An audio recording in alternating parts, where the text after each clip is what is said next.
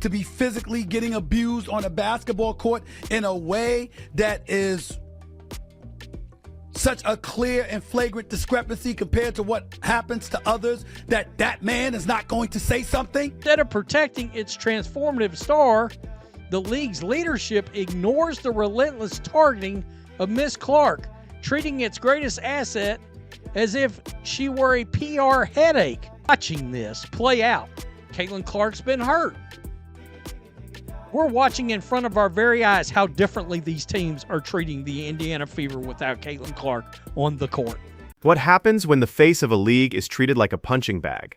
Caitlin Clark, a star who lifted the WNBA out of the shadows and brought an excitement the league hadn't seen in decades, is now at war with the very organization that should have been protecting her. Physicality has very obviously ratcheted down. It's been tame. Downright tame. Maybe Caitlin Clark's civil rights are actually being violated. Is her right to a peaceful workplace, a non-hostile work environment, are those rights being violated?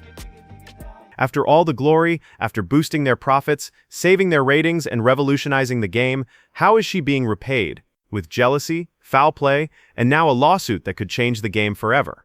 Looking at the Wall Street Journal, the author of the article is a guy by the name of Sean McLean. Clark's targeting may reflect a culture of disparate treatment, and the evidence provides a reasonable cause for a federal probe.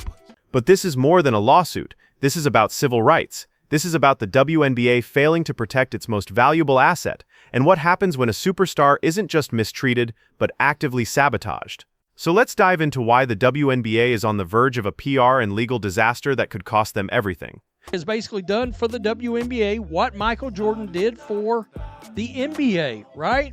Caitlin Clark didn't just show up to play basketball. She showed up to save a league that was fading into obscurity.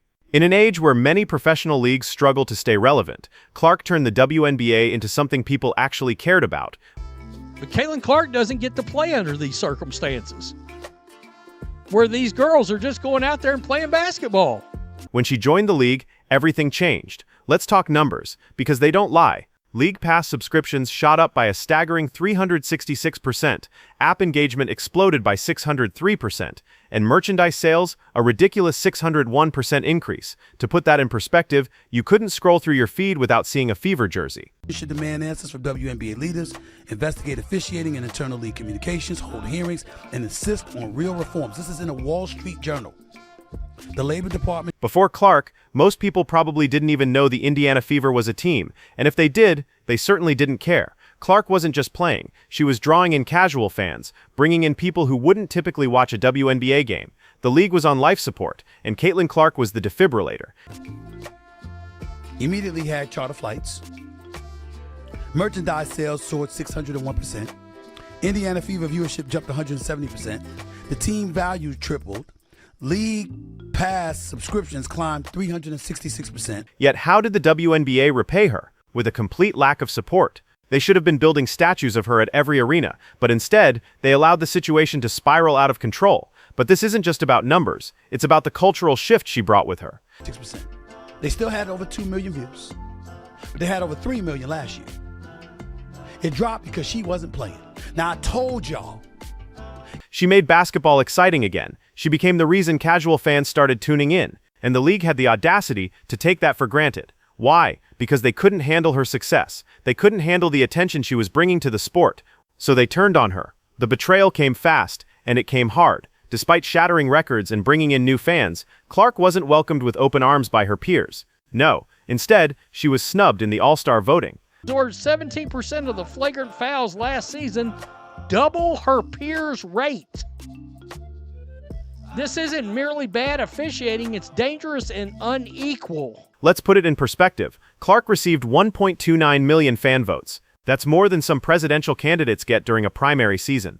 It was a clear message from the fans. This is the player we want to see. But how did her fellow players respond? They voted her ninth. Ninth, not second, not even fifth. Ninth, and not even overall. She was ranked ninth among guards. How is that even possible? Told the Wall Street Journal she's Caitlin Clark's teammate, the Indiana Fever. The star player of the league is not being protected. It's clear that the league was trying to downplay her influence. They were threatened by her popularity. She wasn't just making waves, she was making them uncomfortable. Rebecca Lobo, analyst, ESPN. What does she say? Every single one of those plays against Caitlin Clark has been a foul. And let's not forget the money.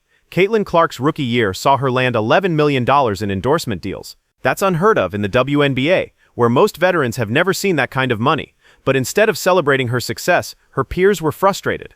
Why? Because Clark had done what they couldn't. Absolutely pure jealousy that the WNBA players voted Caitlin Clark the 9th best guard. Someday they will realize what she has done for all of the players in the WNBA. Chartered planes, increase in salaries, sold out crowds, improved TV ratings, etc. And they ain't lying. She made the league relevant. She brought in the ratings, the merchandise sales, the excitement, and they hated her for it. They didn't want to admit it, but they were jealous. They saw a white, successful Midwestern girl outshining them, and instead of backing her, they chose to sabotage her. That Asia Wilson said that these kind of things, she said that race is, quote, a huge thing, and it boils my blood when people say it's not about race, because it is. Under civil rights law, it wasn't just petty. This was systemic resentment, and the WNBA let it happen. This story gets even darker when you realize just how serious the legal implications are. Clark herself noted, quote, everybody is physical with me. They get away with things others don't. 3 injuries have sidelined her for 10 games and the All-Star game. Ratings plummeted 55%. The Wall Street Journal, no stranger to covering high-stakes stories, stepped in and raised a red flag. In a formal opinion piece, they called out the WNBA for what they had done to Caitlin Clark, stating that this wasn't just about bad PR, it was about civil rights violations. The article made it clear, the WNBA may be looking at federal-level red flags. Caitlin Clark brings on herself because she talks, she chirps, she antagonizes. That's how Angel Reese became so famous, because Angel Reese clapped back at her the way she was clapping back at people leading into that national championship loss to LSU a few years back. This wasn't just bad management, it was a hostile workplace. Clark, one of the most important players in the league, was being treated like a nuisance, and the fact that it took a formal, nationally respected outlet to call it out tells you everything you need to know about the state of the WNBA right now. It's one thing for a player to be ignored by fans or the media, but it's another for a league to turn on its own superstar.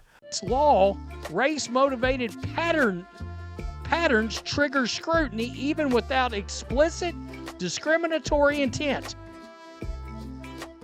Systematic missed calls include viral replays of Clark being fouled multiple times in a single possession. The league knew what they were doing, and if they don't act soon, they're going to find themselves facing a lawsuit they can't escape. And the government? They're watching. If the WNBA doesn't get its act together, the feds will step in. And that could mean massive, far-reaching consequences. I mean, she got damn lucky last year Dejanay Carrington didn't literally put her eyeball out. Let's just be honest. We've said what's going to happen if one of these plays injures her for good.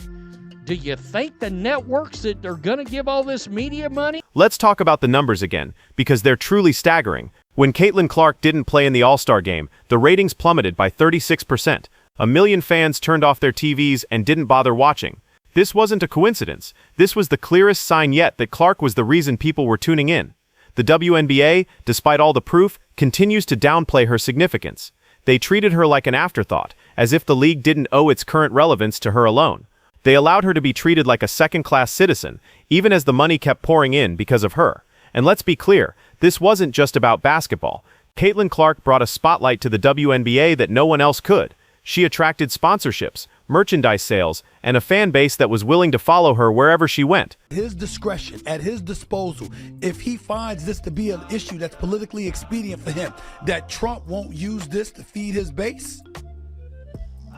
The league's refusal to protect her from injury, from bad officiating, and from other players' jealousy is a betrayal of the very thing that made them successful. It's willing to demand change, proposing federal standards barring men. But things didn't stop with bad PR. The treatment Clark received on the court is downright disturbing.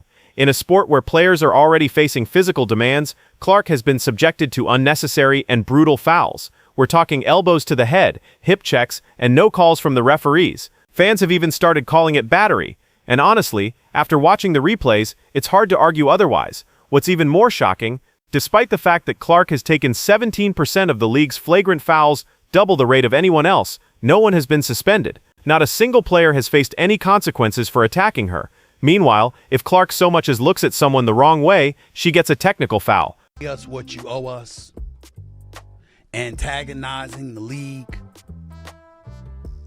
with pending CBA negotiations coming. The double standard is glaring, and the league is doing nothing to stop it. Her own teammates, like Sophie Cunningham, have come out and said it plainly. The WNBA isn't protecting its star player. That's not a hot take. It's a legitimate complaint from someone within the league. When even your teammates can't ignore the mistreatment, you know something is deeply wrong. Caitlin Clark is that box office attraction. Initially, we thought that the league was being jeopardized because if she's not able to play every night, it compromises their numbers, revenue-wise, ratings-wise, attendance-wise, etc. As this all unfolded, the public eye grew sharper. Players, coaches, and analysts have all spoken out. The whispers are getting louder. Even political figures like Senator Jim Banks are demanding answers, and the WNBA is scrambling to cover up their mistakes. The pressure is building, and this could easily escalate into a massive legal and PR storm. When Stephen A. Smith calls out the league and compares it to a previous discrimination case, you know things are serious. This isn't just a sports story anymore. It's a civil rights case in the making. And if the WNBA doesn't act soon, they could be facing congressional hearings, lawsuits, and a PR disaster of epic proportions. She's being targeted. I don't remember when Michael Jordan came into the league, guys looking to go out and beat him up. Only the Detroit Pistons were looking to beat him up. And then after that, the New York Knicks with Pat Riley and Ewing and Anthony Mason. As the league continues to mishandle the situation, the protests and calls for change are growing louder. Players are demanding better treatment, and the timing couldn't be worse. Just as the league faces scrutiny from the media, political figures, and legal experts, the players make their statement, "Pay us what you owe us." This was the moment when everything changed. The WNBA had no choice but to answer, and yet they still failed to act. The public backlash was immediate, and the league now finds itself backed into a corner. They can either protect Clark and admit to their failures, or they can ignore her and face the consequences. So, what's next for the WNBA? Will they step up and protect their most valuable asset, or will they continue to let their golden goose be dragged through the mud? If they don't act soon, they won't just lose their biggest star. They could lose everything. Caitlin Clark didn't just save the WNBA. She gave it a shot at real relevance. But if the league doesn't change its ways, it's not just her career on the line, it's the entire future of the WNBA.